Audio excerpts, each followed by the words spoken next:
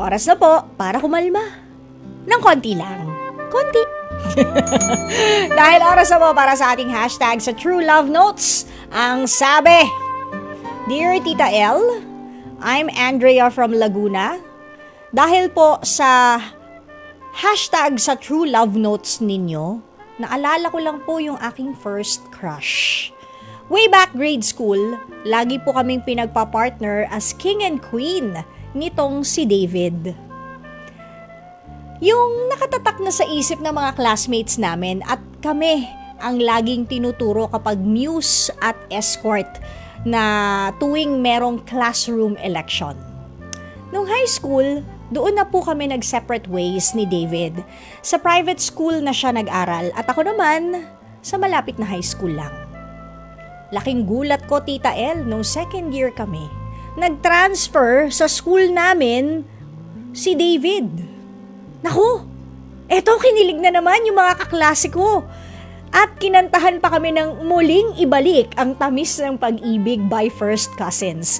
Okay, so kung nung high school ka nun, 1990s ito, yun yung sikat na song nun. Anyway, nabuhay na naman po yung love team namin at kumalat pa sa buong campus. Pero sa totoo lang, Tita L, wala pong kami ni David. Alam ko na hindi ako yung babaeng nasa puso niya, kundi ang older sister ko. Bata pa lang po kami napapansin ko na ang closeness nila at tuluyan na silang naging magjowa noong kami po ay college na. Wala naman po sa akin yon at tanggap ko, pero sa tuwing nasa bahay po silang dalawa, nakakaramdam po ako ng sakit na hindi ko maipaliwanag. Ang sakit pala, Tita El, ng ganun. Sa totoong buhay, hindi pala ako yung main character. Pero sa mata ng iba, ako ang prinsesa niya. Hanggang dito na lang po. Team shoutout, maraming salamat. Nagmamahal, Andrea ng Laguna. So wala palang Dave Drea. No? Kasi ikaw, ay siya, si David, at yung older sister, paano yun? Dave Te, ganun. Hindi naman natin alam pangalan ni ate, di ba? O di Dave Te. O gusto nyo, Dave, Big Sis Dave, ganun. Haba eh. O di ba? Ang mga ate Dave, ginawa nyo namang akla si David. O di Dave Te. So wala palang Dave Drea. Pero merong Dave Te.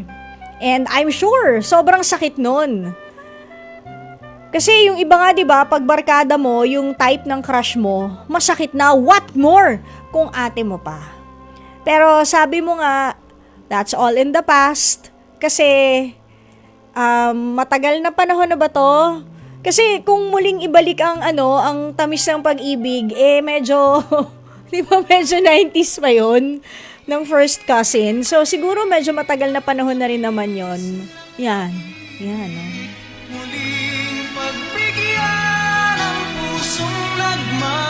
Kinakanta din namin yan nung high school. Maramis, oo. Diba? So, kung noon naman medyo matagal na panahon na yon, I guess siguro nga naalala lang niya because of yung ating hashtag sa True Love Notes, kaya napasulat si Andrea ng Laguna. Pero sana, Andrea, ngayon na medyo mas may edad ka na, mas mature ka na mag-isip, and I'm sure that your heart also matured, pati na rin yung isipan mo sa gusto mo or tipo mong lalaki. At kung sila pa rin ang ate mo, and kung maligaya sila, hopefully naka-move on ka na. Sana nakahanap ka na ng iba. 'Di ba? And it's really never easy kapag your heart is in pain because of someone you really, really like or someone that you really, really love. Pero alam nyo yung nangyari sa'yo, Andrea, yung nangyari sa inyo ni Dave is like the love team syndrome. Alam nyo yun? The love team syndrome. Para kasi siyang, meron kasing mga artista na hindi naman talaga sila. Pero on cam, they seem so sweet. parang sila talaga. Pero off-cam, madalas pang nag-aaway at di nagkikibuan. So parang ganun yung nangyari sa inyo. I'm not saying na nag-aaway kayo, pero yun nga, parang ano lang showbiz, di ba? Parang showbiz yung love team ninyo. So, hopefully, ngayon na mas may edad ka na, sana nakahanap ka na ng real life partner mo na mas bongga pa kay David.